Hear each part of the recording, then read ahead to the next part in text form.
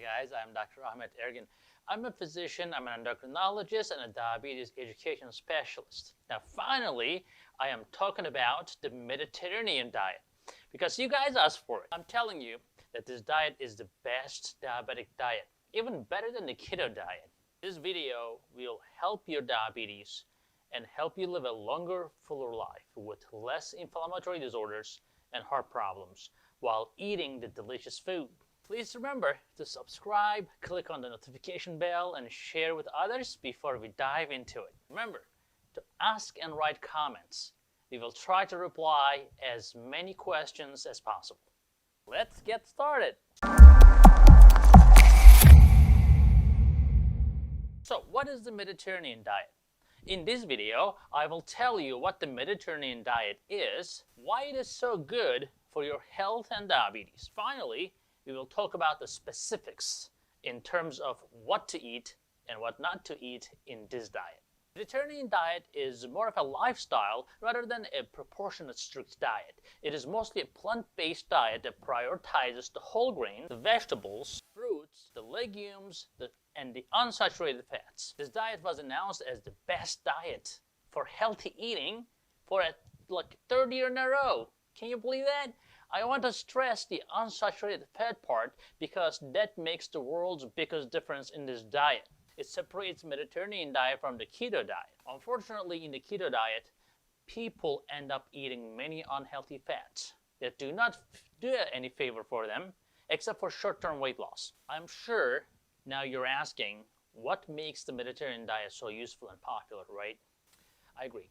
Let's look into it. Mediterranean diet became famous after researchers uncovered an interesting finding between the two world populations. Overall fat intake in the Crete population, is an island in Greece, was very similar to people living in Finland, which was approximately around 40% of total energy intake is kind of fat.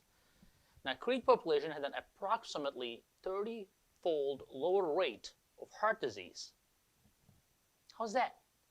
Does the fat matter? What kind of fat they matter? Absolutely. High consumption of omega-3 fatty acids, which is mostly found in fish, as well as mono and polyunsaturated fats, such as extra virgin olive oil, are your best friend. On the other hand, saturated fats, such as hydrogenated oils, the margarine, and the butter are the worst. As a result of this, during the last 2 decades, many studies showed an association between Mediterranean diet and reduced risk of chronic diseases such as diabetes, heart disease, and so forth. Also, the same studies showed that Mediterranean diet can reduce chronic diseases such as cancer and neurological disorders such as Alzheimer's disease. So, what are the main pillars of Mediterranean diet? Well, the foundation of Mediterranean diet is vegetables, fruits, herbs, nuts, beans, and whole grains. Of course, seafood and extra virgin olive oil.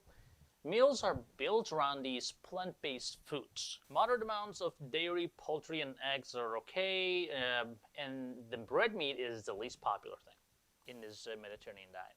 Now, it is only allowed maybe twice a month, but when it comes to red meat though, the cow is the least popular animal for the red meat.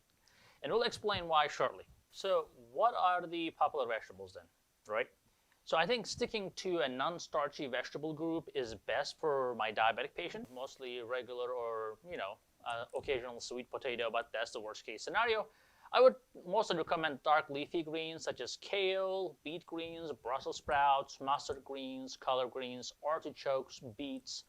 Broccoli is good, cucumber is great, eggplant, mushrooms, radishes, they're all delicious things, right? And of course, onions. So why the extra virgin olive oil is so valuable? What's the point, right? So why is the olive oil is so important?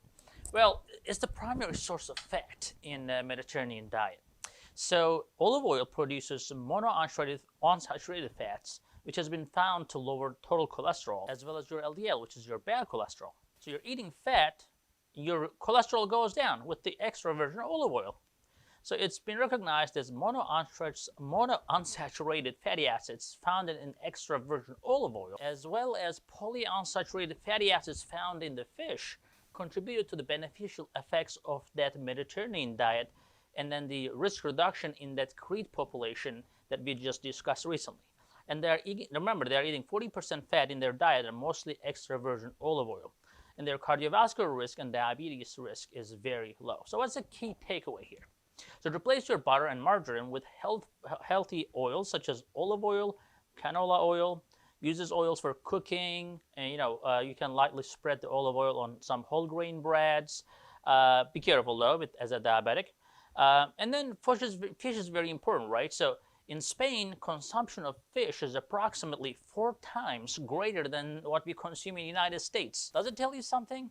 Unfortunately, most commonly used oil in the United States is soybean oil, which is rich in omega-6 fatty acids. On the other hand, the Mediterranean populations tend to consume a larger amount of polyunsaturated fatty acids of marine origin, which is rich in omega-3 fatty acids. And of course, scientists believe that the omega-6 is mainly a pro-inflammatory, inflammation-inducing. And on the other hand, omega-3 is anti-inflammatory. So you can figure the rest. Now, let's talk about nuts a little bit. Higher intakes of nuts and extra virgin olive oil has been found scientifically to lower type 2 diabetes risk. So munch on nuts when you're bored instead of chips and buttered popcorns and so forth. Nuts and seeds are also contain a lot of monounsaturated fats. Now remember the word minimally processed. The essence of Mediterranean diet is minimally processed foods such as fresh vegetables and fruits. Vital, you have to consume 3 to 5 times a day. These are consumed as desserts in the Mediterranean diet, the fruits and so forth.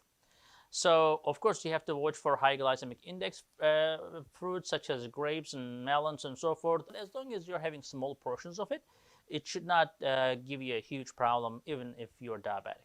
So there is no room for pastry or bakery products or ice cream or any processed desserts in Mediterranean diet unless they are made from whole grains or multigrains, etc. So what about the animal meat? So this is for you, steak and potato people. This is for you. Red meat should be consumed not more than twice a month. Now, hold on.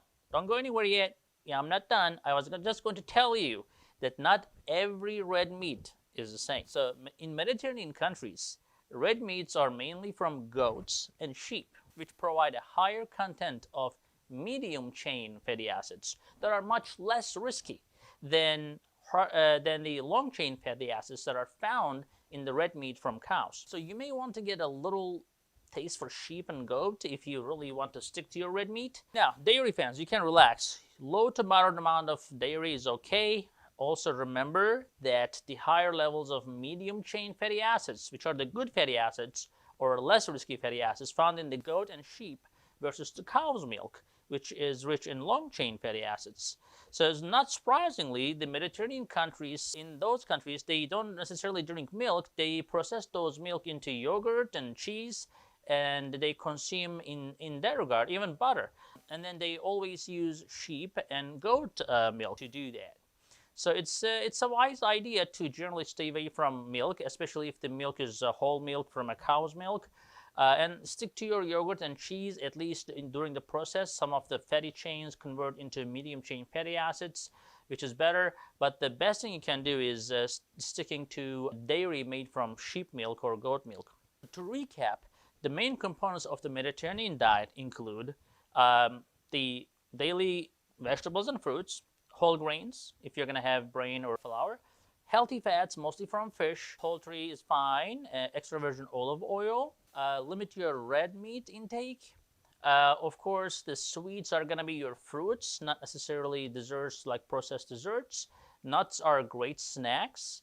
Olive oil is your primary fat, and canola oil is acceptable. And then low to moderate amount of dairy intake, especially from goat and sheep. Alcohol can be consumed in the form of like a wine in the low to moderate amount, such as 1 to 2 glasses a night. Herbs and spices are favored instead of salt, and you can have as much protein as you want as long as they're not high in saturated fats like skinless chicken, beans, nuts. They're all good sources. Now, fish you have to have at least twice a week, and choose the tuna, salmon, trout, mackerel, herring, whatever is in your country, but mostly these fish are the most valuable. So when we choose red meats, as we said, choose the lean cuts, and if that's not available, try to stick with the red meat that's not coming from the cows. So what are the things you should never eat in Mediterranean diet? Okay, so don't eat these things. Don't eat any sugar, like sweetened beverages, added sugars, processed meats, refined grains, highly processed foods. Stay away from those things. And when you're going for shopping, go for olive oil always. You can do fresh fruits and vegetables as much as you like. The dark leafy greens such as kale, beet, greens, mustards, you name it, collard greens and da da da da da. Lentils, I love lentil soup. That's amazing. I mean, I have it at least once a week. Other vegetables in that region is artichokes, beets. Oh my God, beets is so good for your blood pressure. is unbelievable, and the energy. Broccoli, cucumber, eggplants, my favorite. Mushrooms, radishes, onions. Onions has to be pretty much in every meal, in my opinion. So fish is extremely important. Stick with, again, try to buy mackerel, herring, sardines, albacore tuna, salmon, lake trout. They're all good. They're all rich in omega-3 fatty acids. Now you can use farro instead of rice because it's also a very nice nutty grain that can replace your rice, and also you can use bulgur, B-U-L-G-U-R. That's also a correct wheat. You can make a pilaf off of that, and couscous is okay. And those kind of things are okay as long as you keep a portion control. When shopping for whole grains, look for the term whole, right? Whole grain at the front of the package. And the ingredient list, it should be the first ingredient listed. When it comes to legumes, one of the most prevalent pulses in Mediterranean cuisine is the chickpea, which is whipped into generally hummus and falafel, and they toast into salads and so forth. Lentils are commonly used in soups or stews. They're super tasty. It can give you a lot of fiber and protein. These lentils are very mighty legumes. Black-eyed beans, kidney beans, you can make salads. You can drizzle with olive oil. You can do some lemon on top of it, and nuts and seeds are as your best snacks, basically. So you need to really, really plan for it. When you're shopping especially. And the common condiment on the coastline of the Mediterranean Sea is the tahini, which I love, made from ground sesame seeds, mostly famously used in the hummus as well. It's a very versatile condiment. You can make salad dressing and so forth. You can make sauces, dressings, you can spoon over the roasted veggies, and you name it. And the canned tomatoes are good, whole, diced, stewed, whatever. Tomatoes are a good source of vegetable. It's also actually a fruit, but it's used in most Mediterranean dishes. Again, the Greek yogurt, your cheeses that are not made from cow milk is great. There are a couple foods you should, again, never eat. Never touch soda, never touch candies, ice cream, table sugar, white bread, pasta, and anything that's made from a refined wheat. Just don't touch it. There are a lot of trans fats in margarine, and like a lot of stuff that's made from soybeans and cottonseed oil and so forth.